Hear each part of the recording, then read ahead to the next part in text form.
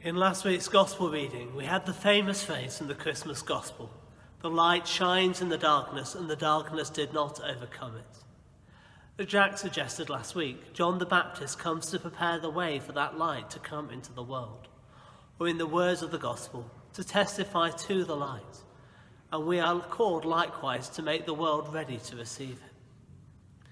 This week we have the phrase from Paul's second letter to the church at Corinth, "Let light shine out of darkness," who has shone in our hearts to give the light of the knowledge of the glory of God in the face of Jesus Christ. As I was dwelling on the text last week to prepare to write this week, I kept coming back to this theme of light and darkness. Like many, I've been frustrated by what we've started to refer simply to as the plague in our household. In many ways, it feels like there's darkness all around. Perhaps all we can see are pinpricks of light.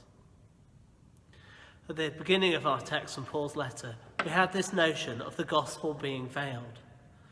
Sadly, this is all too often our experience of life in the modern world. The number of people who are willing to practice their faith seems to be falling, and the numbers even ticking the box that says they are notionally Christians is falling too. I remember some conversations I used to have with the church warden of a parish I worked in. David couldn't understand why others couldn't see the beauty of the incarnation, the joy and light of believing in God and being part of the church family. Each year at Christmas we had a similar congregation of his hope that the light of Christ might shine in the hearts of those who came at Christmas.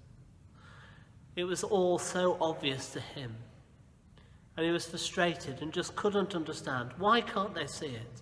If Dawkins could just see it. At one level, David was hopelessly naive, and I loved him for it.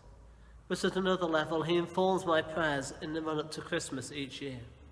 During Advent, I pray for those who are going to visit our churches in Christmas, that they might see the love of God expressed in human form, that the veil which prevents them from seeing might be lifted. Perhaps it is a naive prayer, and experience is yet to yield an example of anybody's veil being lifted in this fashion.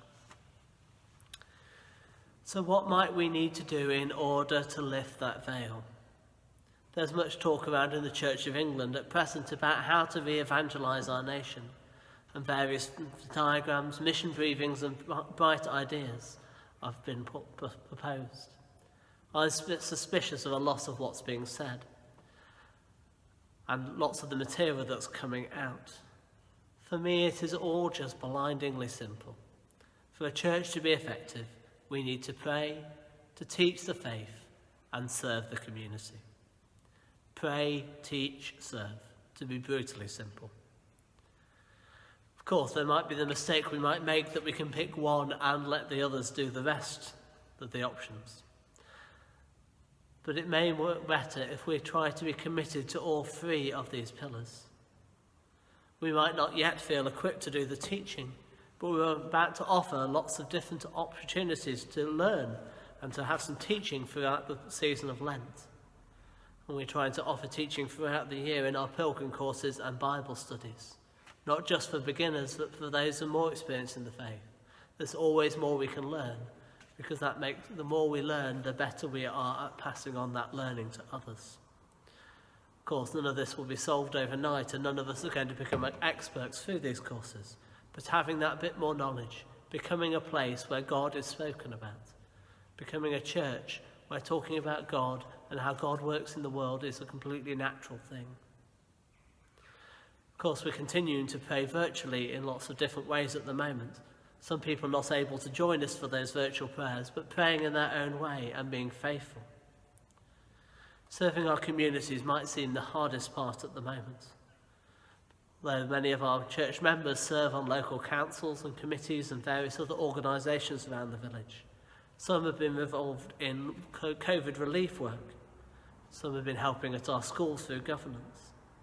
There are always more opportunities to serve both our local community, but also to look beyond our local circumstances to national and global community.